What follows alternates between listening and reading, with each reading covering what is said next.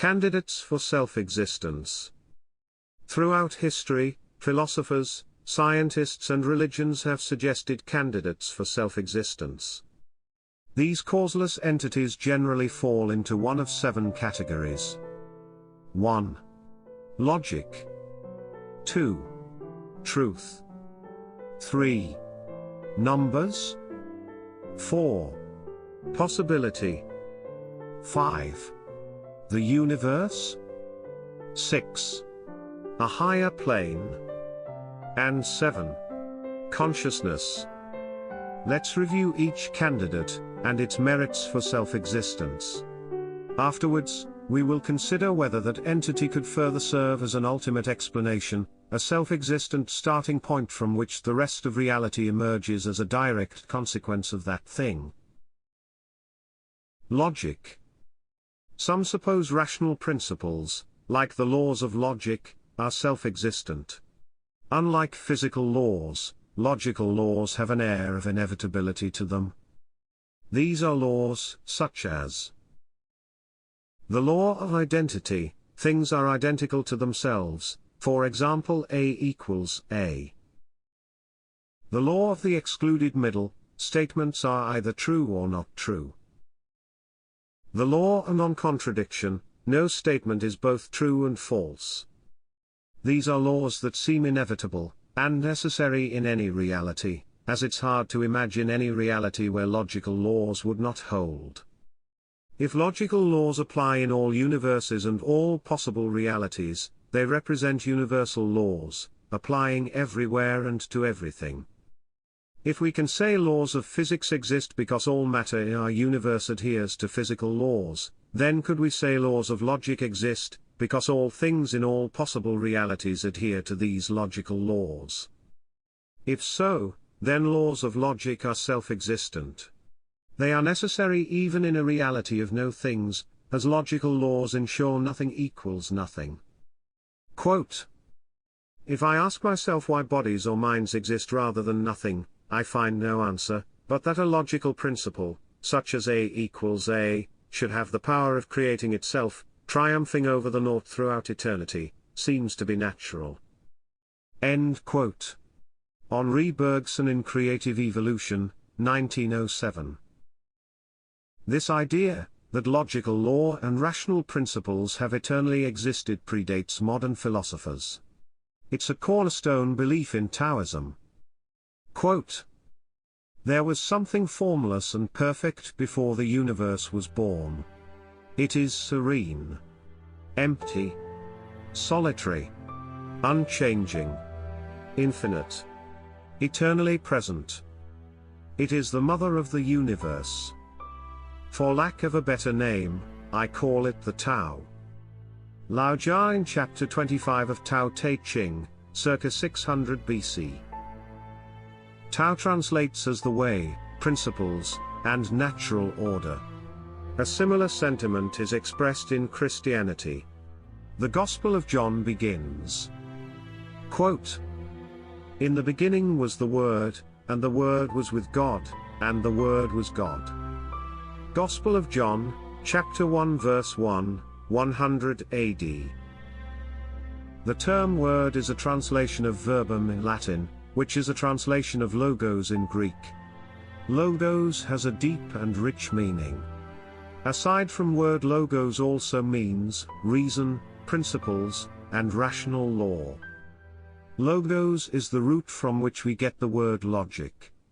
It is also the origin of the suffix logi, as in biology, geology and psychology, where it means the principles, explanation, and story thereof.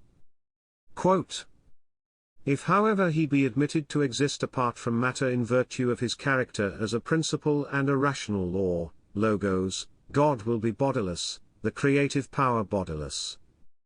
Plotinus in the Ennead 6, 1, 26, 270 AD.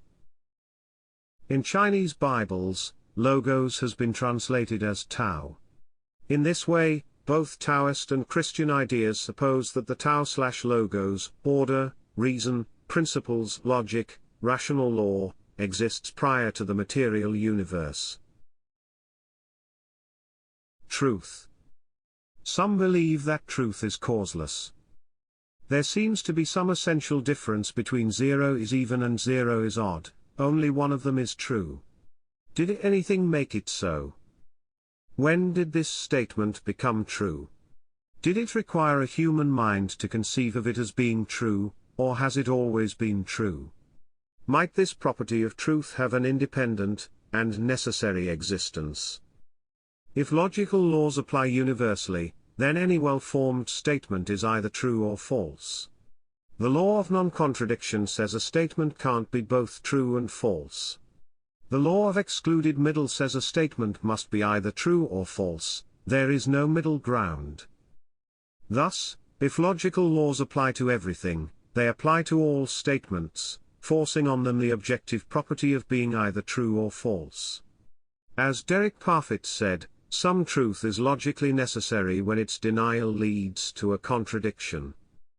Accordingly, the truth that 0 is even would exist before humans proved it. It would be true before it was first spoken. Presumably, it would be true absent a universe of things, for even in the case 0 things exist, it remains true that an even number of things exist. Quote, "When we imagine how things would have been if nothing had ever existed, what we should imagine away are such things as living beings, stars and atoms. There would still have been various truths, such as the truth that there were no stars or atoms, or that 9 is divisible by 3. We can ask why these things would have been true. And such questions may have answers. Thus we can explain why, even if nothing had ever existed, 9 would still have been divisible by 3. There is no conceivable alternative." End quote. Derek Parfit in Why Anything? Why This? 2008. Ultimately, nothing is responsible for creating this truth. Truth exists out of its own necessity. It has always existed and could never not exist. The idea of the primacy of truth is very old. It can be found in many religions, some of which draw an equivalence between God and truth. In the 3,000-year-old religion of Zoroastrianism, it is said that Asher, meaning truth and order, is the divine law behind all things. Quote, "Iran, as India, presents us with a term which has had to signify first of all true statement, that this statement, because it was true, had to correspond to an objective, material reality, and that, as the discourse did, this reality must embrace all things, and, finally that one recognized in it a great cosmic principle since all things happen according to it." End quote. Jacques Duchesne Guillermin in Heraclitus and Iran, 1963. In the Book of Psalms chapter 31 verse 5, God is called the God of truth. In the Quran, Al-Haq, meaning the truth, is one of the 99 names of God. Similar ideas are found in Dharmic religions. The Mool Mantar, or root mantra, is the most important verse of the Sikh religion. It begins, "There is one Creator, whose name is truth and is described as timeless, beyond birth or death, and self-existent." In the Brahma Samhita, a Hindu prayer book, the primeval Lord Govinda is described as the indivisible, infinite, limitless, truth. Quote, "If it is possible for the human tongue to give the fullest description of God, I have come to the conclusion that God is truth." End quote. Mahatma Gandhi in All Men Are Brothers, 1953. Numbers? Some speculate that numbers, or their relationships, are self-existent. If truth has an independent existence, this truth includes the infinite truths describing all true relationships between the numbers. These include arithmetical statements, such as 2 is even, 7 is prime, 1 is greater than 0, 2 plus 2 equals 4, n times 0 equals 0, and that, the square root of 9 is 3. Truths concerning the numbers are boundless. Might this infinite truth, provide a scaffolding and structure to all the numbers. And if there is nothing more to numbers than their properties and relations, then might numbers, in some sense, really exist? It's been said, math is the science we could still do if we woke up tomorrow and there was no universe. The idea that math holds some claim to reality is known as mathematical realism, or Platonism. It's believed by many, if not most, mathematicians. Quote, "It is an idea that many mathematicians are comfortable with. In this scheme, the truths that mathematicians seek are, in a clear sense, already there, and mathematical research can be compared with archaeology. The mathematician's job is to seek out these truths as a task of discovery rather than one of invention." Roger Penrose in The Big Questions, What is Reality? 2006. But can number relations have any reality in the absence of things? If zero things exist, it would have to be true that 0 not equal 1, and also that 0 not equal 2, and true that 0 not equal any other number. So even with no things, an infinite number of arithmetical relations are needed to avoid contradiction and preserve a nothing of zero things. Quote, "If all things were absent, would 2 and 2 make 4 be a non-reality, remaining like that until at least 4 things had come to exist? Presumably the answer must be no." John A. Leslie and Robert Lawrence Kuhn in The Mystery of Existence, 2013. This idea that numbers have an independent existence is ancient. It can be traced to some of the earliest records of human thought.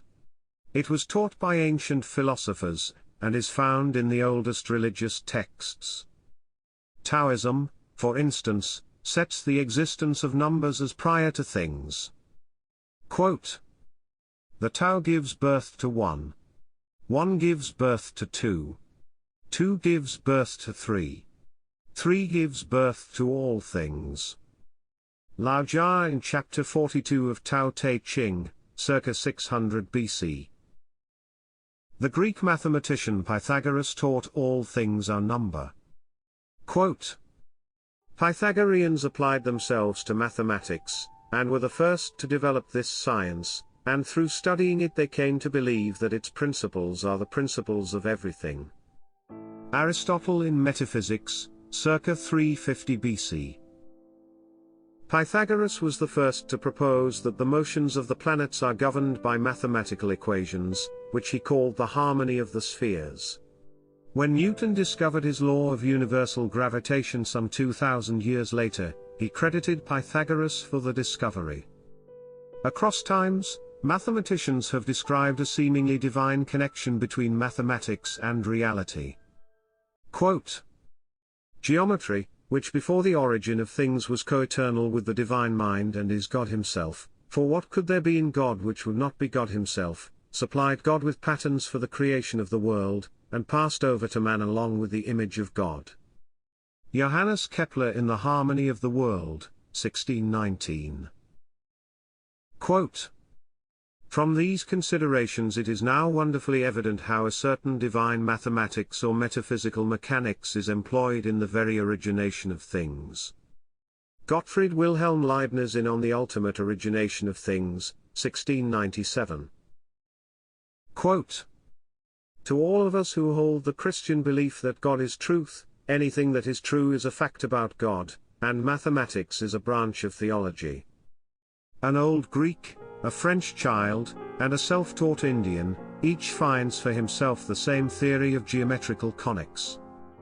The simplest and therefore the most scientific way of describing this, is that they have discovered, not created, a geometry that exists by itself eternally, the same for all, the same for teacher as for taught, the same for man as for God. The truth that is the same for man as for God is pure mathematics. Hilda P. Hudson in Mathematics and Eternity, 1925. Possibility. Some speculate that simply not being impossible is sufficient for being actual. If true, then every possible object, structure, and entity exists. What then is impossible? At a minimum, we can say self-contradictory things. For example, square circles, married bachelors, triangles with 5 sides and so on. We might also include things proven to not exist, odd numbers evilly divisible by 2, a largest prime number, a sixth Platonic solid. If consistency and provability are the requirements for possibility, then possible existence is mathematical existence. As David Hilbert said, mathematical existence is merely freedom from contradiction. The idea that all possible things exist has enjoyed many names. In 1936, Arthur Lovejoy dubbed it the principle of plenitude. In 1981, Robert Nozick named it the principle of fecundity. David Lewis, in 1986, developed it as a theory he called modal realism. In Max Tegmark's 1998 model of multiverses, he called it the mathematical universe hypothesis. Most recently, in 2008, Derek Parfit coined the all worlds hypothesis. If all possible objects are actual, then our universe is just one such possible structure among an infinite, and total, set of all possible structures. Anything that could happen, happens somewhere.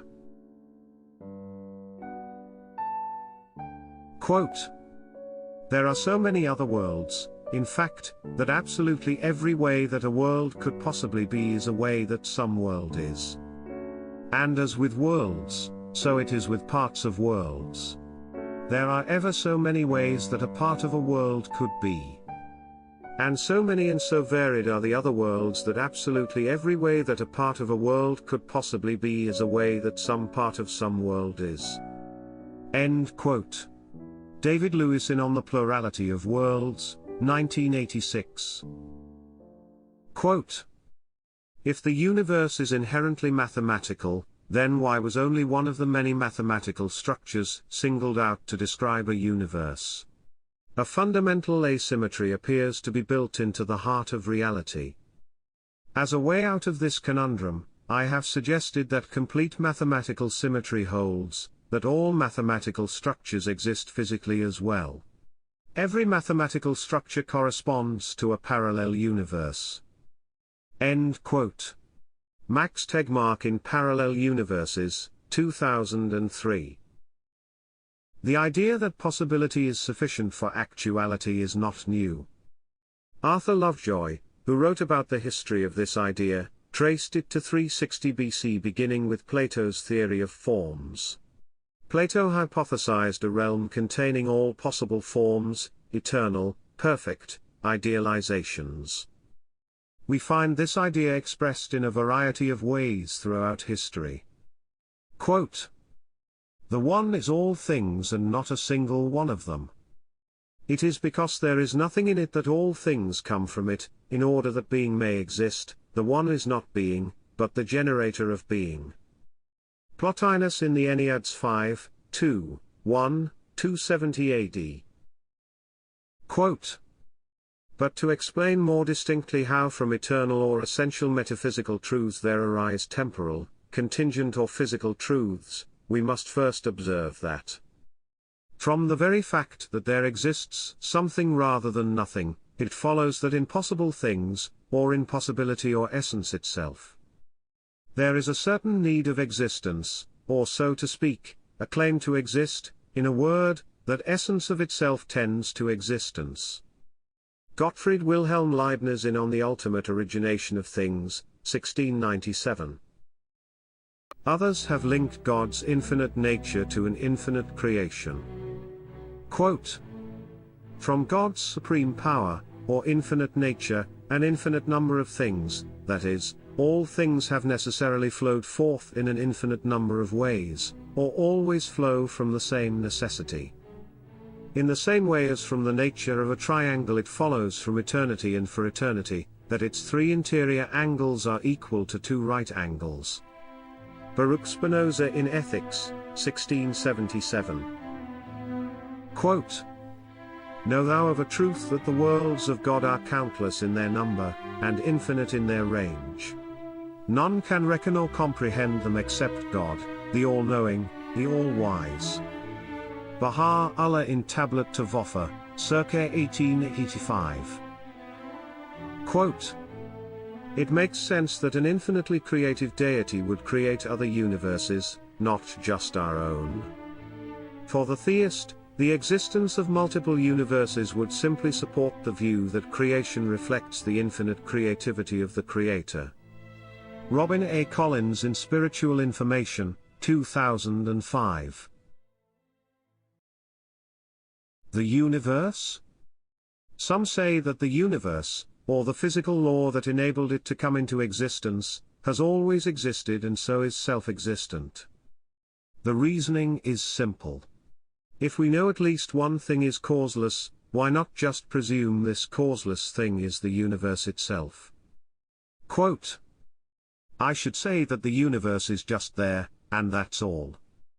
End quote. Bertrand Russell in Russell-Copleston Debate, 1948. Perhaps there is no reason. It simply is, and has no explanation.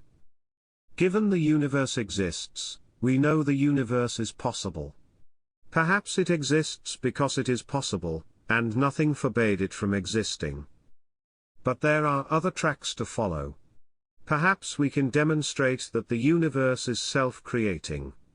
Or that it exists due to some higher law. Modern cosmology made progress along these directions. The theory of cosmic inflation uses general relativity to explain how a tiny quantum fluctuation can inflate into the huge universe we now see. Quote, "Inflation is radically at odds with the old dictum of Democritus and Lucretius, nothing can be created from nothing. If inflation is right, everything can be created from nothing, or at least from very little. If inflation is right, the universe can properly be called the ultimate free lunch." End quote. Alan Guth in Inflation and the New Era of High-Precision Cosmology, 2002.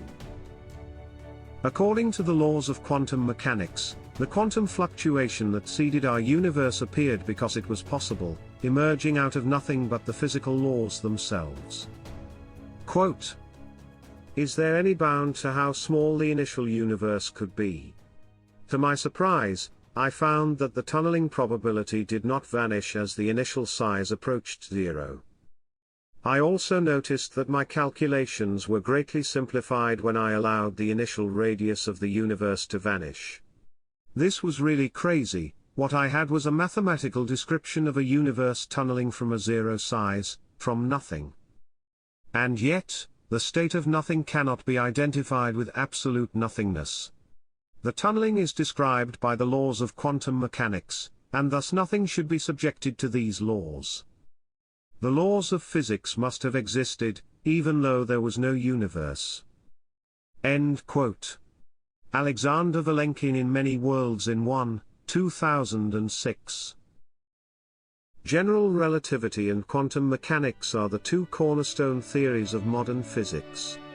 From them alone we can explain a self-emerging universe. Quantum mechanics shows how possible fluctuations spontaneously pop into existence. General relativity explains how such a fluctuation could expand exponentially to reach an unfathomable size. See, what caused the Big Bang? But we must wonder, why these laws? What, if anything, is special about them? Who or what anointed these equations with existence? Quote, "What is it that breathes fire into the equations and makes a universe for them to describe?" The usual approach of science of constructing a mathematical model cannot answer the questions of why there should be a universe for the model to describe. Why does the universe go to all the bother of existing? Stephen Hawking in A Brief History of Time, 1988.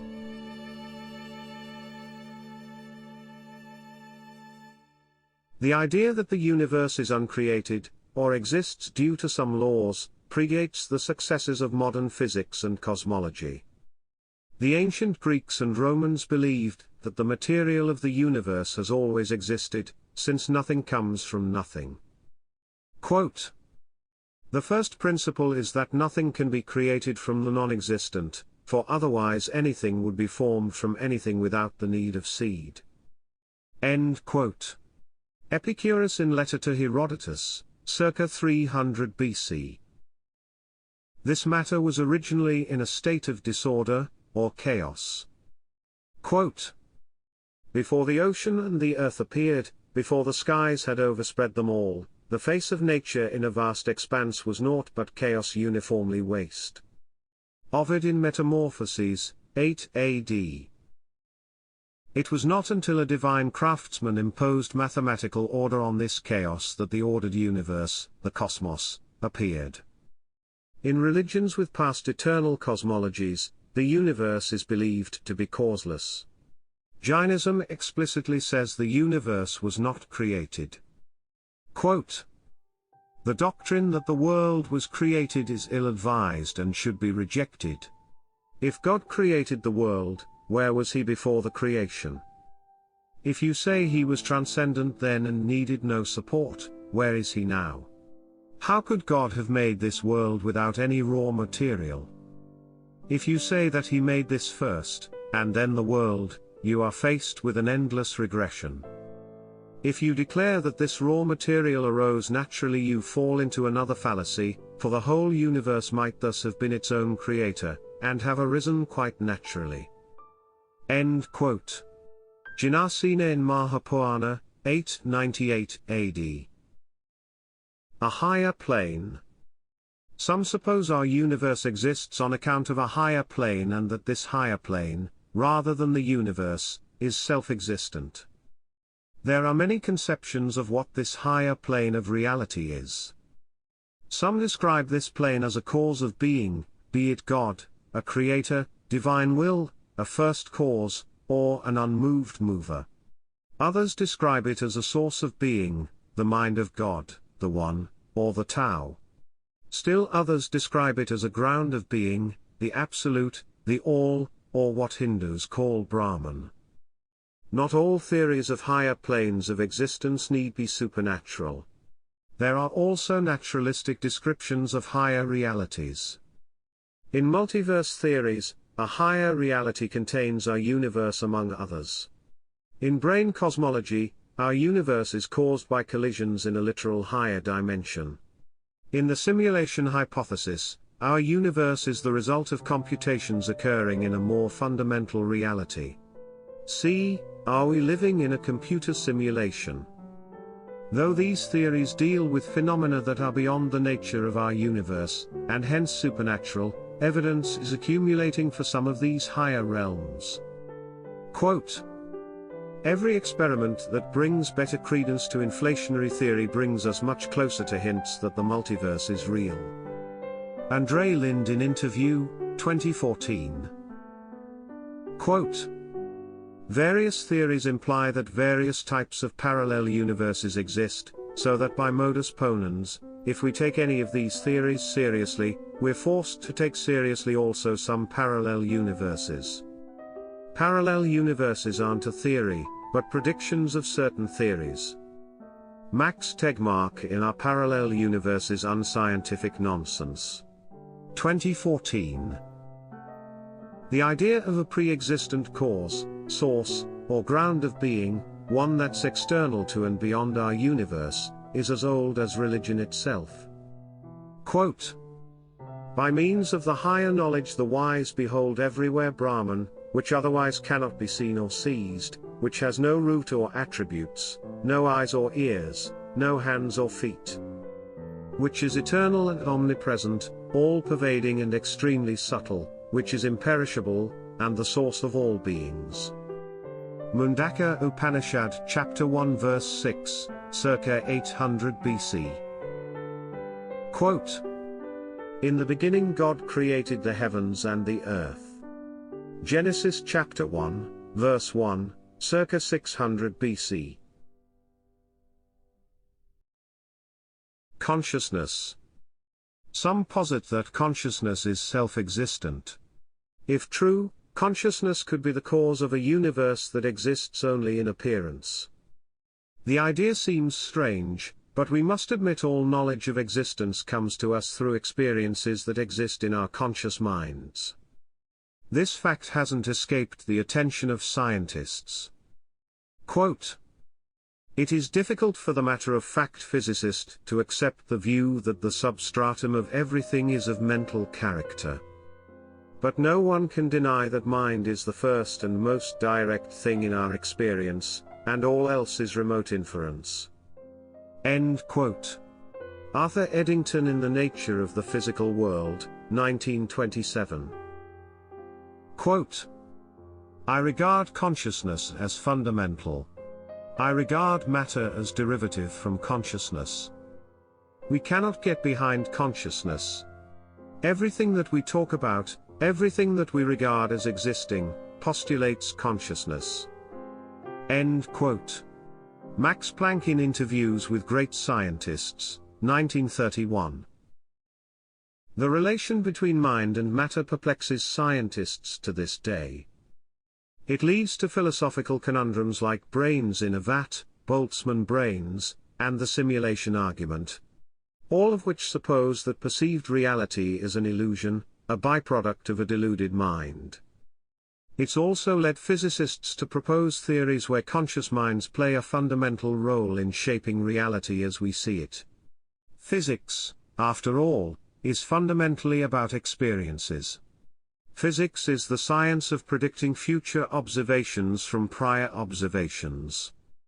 In 1970, Heinz-Dieter Zeh proposed the many-minds interpretation of quantum mechanics, which proposes that differentiation of an infinity of observer mind states explains quantum phenomena.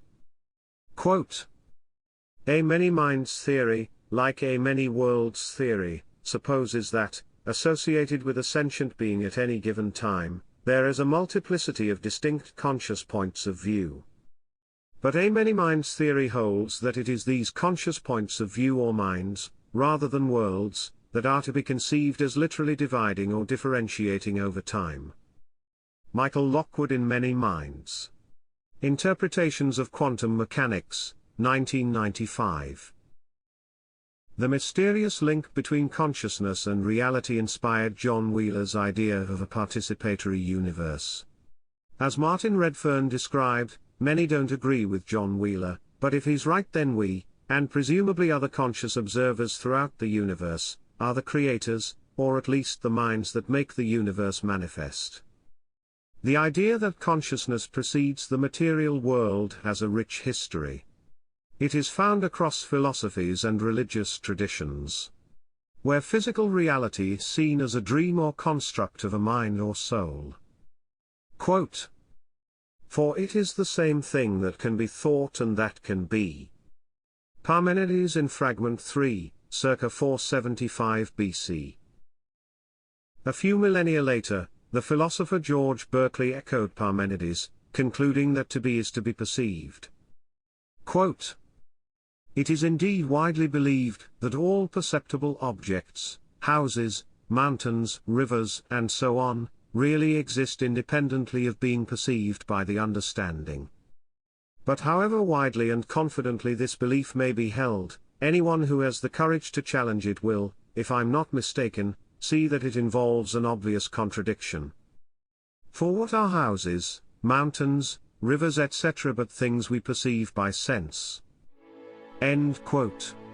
George Berkeley in The Principles of Human Knowledge, 1710. Hindus believe the universal mind, or world soul Atman, became the universe. Accordingly, the universe is not real, but the dream of a god under the spell of Maya, a temporary ignorance of the true reality. Buddhists believe that the mind underlies and forms everything. Quote, "All the phenomena of existence have mind as their precursor, mind as their supreme leader, and of mind are they made." End quote. Gautama Buddha in the Dhammapada, circa 500 BC. The Taoist philosopher Zhuangzhou said the world is a dream. Quote, "While he is dreaming he does not know it is a dream, and in his dream he may even try to interpret a dream. Only after he wakes does he know it was a dream." And someday there will be a great awakening when we know that this is all a great dream. End quote. Zhuangzhou in Zhuangzi, circa 300 BC.